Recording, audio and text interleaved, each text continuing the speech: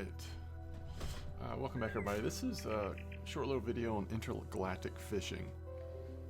I want to try to make a couple of these videos and just see how much demand there is for folks.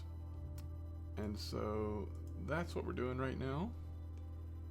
And this video specifically is going to talk about how to join the Majonn Lake Anglers Club. Okay, they're going to give you a series of 3 quests. First of all, let me tell you, we're at Majonn Lake, and pretty early in your quests, you'll end up at this lake. And if you look at the fish journal, they are going to want you to catch let me think about this. They're going to want you to catch a 10-pound fish. Now, a good fish to go after to get a 10-pound here at Majonn Lake is the Twoot dance. And I apologize, it may be that they actually ask you to catch a 10-pound Twoot dance, but I think it's just a 10-pound fish in general. And then after you turn that initial quest in, the next quest will be to catch 3 Twoot dances over 4 pounds. Okay, so let's talk about the Twoot dance first, and then I'll tell you about the third and final part of the quest. As you hopefully already know, you can create your own lures to match the information about this particular fish. But you can see here from this video what the specifics are. They are in shallow area.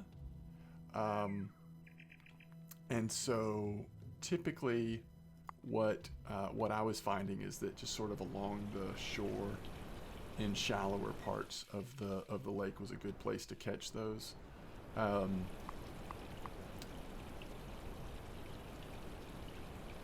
You'll also see where these green bars are. That's the time where their feeding time is the highest. And so when this bar is over that green bar, you'll know it's a good time to fish for them. I think we actually caught some of these right over here. I think was one of the spots.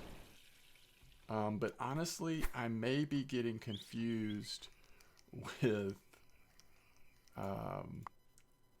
the Mandalati, because we also had a mission to fish for the Mandalati as well.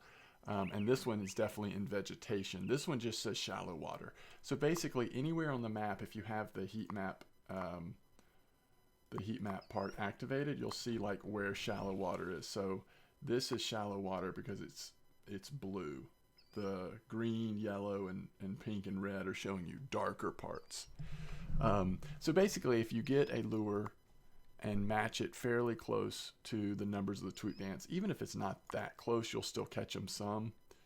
And then you'll get that. But what I really want to talk about is once you've caught 3 Twoot dances that are 4 pounds and up, then the final part of the quest is to catch 4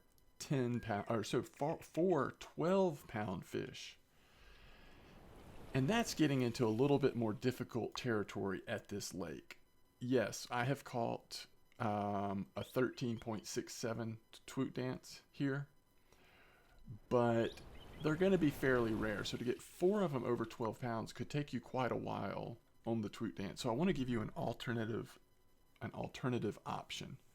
And where Wrangler and I ended up going was this lake called Ichibi, and I don't know how to pronounce the second part of that. But this is a really nice place for you to finish this quest, because what the quest doesn't make clear, I'm going to send Gambling Gary away for now.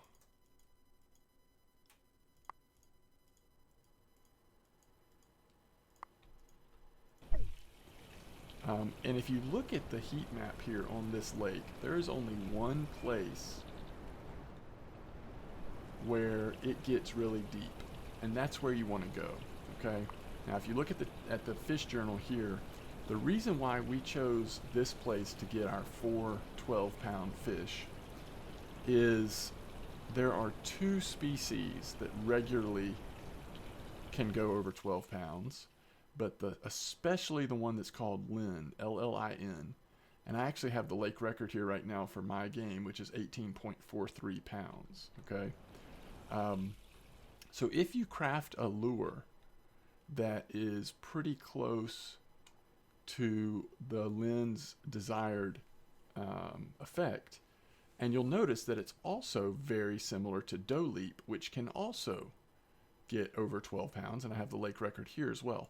So if you do that, you can come to this spot. Let's make sure we have the 10-pounder equipped out of our inventory.